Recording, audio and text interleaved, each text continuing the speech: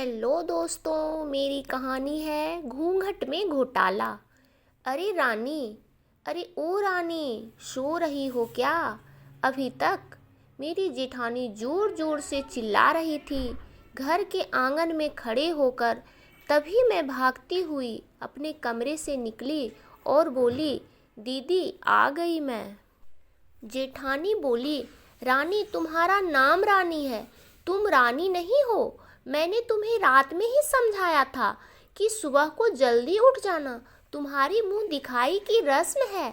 मैंने बोला कि दीदी रात को नींद ही नहीं आई, जगह नई है और मन में थोड़ा डर था कि सुबह आँख नहीं खुली तो।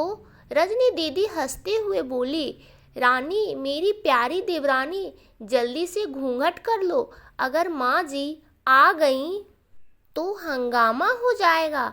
मैंने घूंघट किया ही था तभी माँ जी वहाँ आ गईं और कड़कती आवाज़ में बोली, चलो अब क्या यहीं गपशप मारती रहोगी तुम दोनों? हमने चलना शुरू ही किया था तभी माँ जी ने रजनी दीदी के कंधे पर हाथ रखा और बोली, पता है ना कहाँ से जाना है और कैसे जाना है?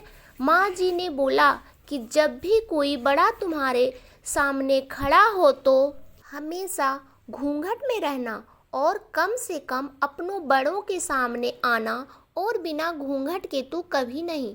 रजनी दीदी कुछ बोली ही नहीं, बस अपना सर हिलाकर हाँ बोल दिया।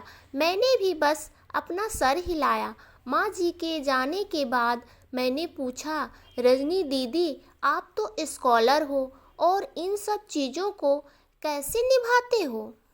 रजनी दीदी मुस्कुराई और बोली कि मैं थारे जेठ जी से बहुत प्यार करती हूँ, इसलिए अभी तक चुपचाप सब चीज़ें निभा रही हूँ। मैं कुछ नहीं बोली और चुपचाप रजनी दीदी के साथ घर के बाहर वाले कमरे में जाकर बैठ गई। वहाँ पर एक पड़ोस की आंटी जी बैठी थी। वो बोली कि यह कैसी बहू है, आई है, ससुर जी सामने खड़े हैं और ये यहाँ बैठी है।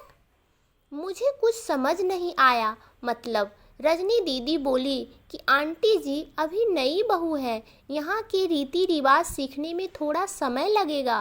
रजनी दीदी मुझे वहाँ से उठाकर मेरे कमरे में छोड़कर चली गई।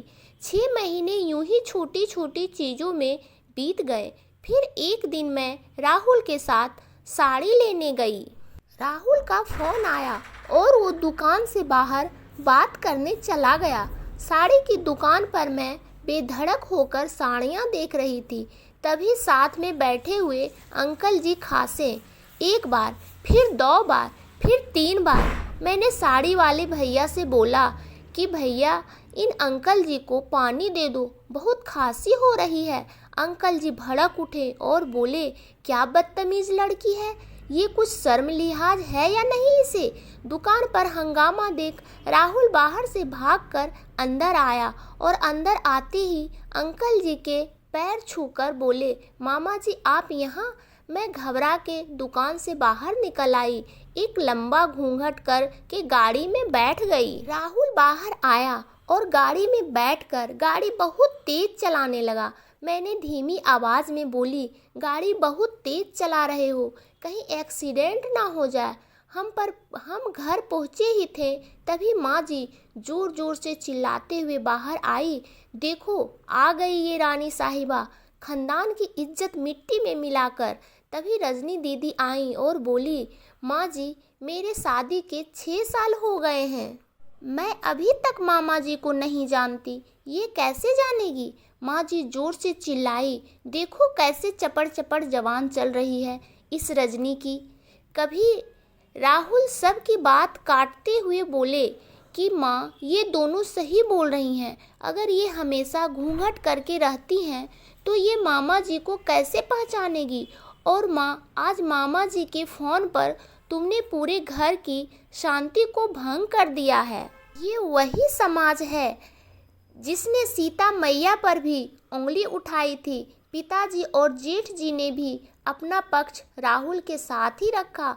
माँ जी थोड़ी देर सोचने के बाद वापस रजनी दीदी और मेरे पास आईं और बोली कि तुम दोनों को अपनी मर्यादा पता है। मुझे उम्मीद है कि तुम कभी भी मेरा सिर शर्म से नीचे नहीं झुकने दोगी। हम एक ही परिवार के सदस्य हैं, हमें हमेशा साथ साथ रहना है। अच्छा वक्त हो या बुरा वक्त, हर सदस्य को अपनी मर्यादा पता है। माँ जी ने मुझे और रजनी दीदी को गले लगा लिया। धन्यवाद दोस्तों।